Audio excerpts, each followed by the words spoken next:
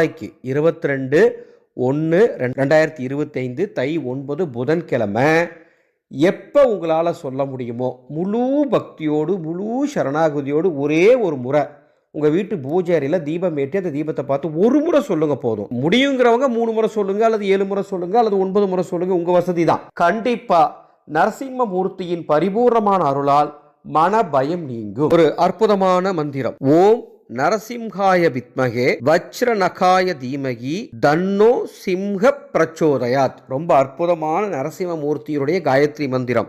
ஓம் நரசிம்ஹாய வித்மகே வஜ்ரநகாய தீமகி தன்னோ சிம்ஹ பிரச்சோதயாத். இந்த வீடியோக்கு கீழே டிஸ்கிரிப்ஷன் பாக்ஸில் இந்த மந்திரம் டைப் பண்ணி கொடுத்துருக்கேன், எழுதி வச்சுக்கோங்க. ஒரு முறை சொல்லுங்கள்.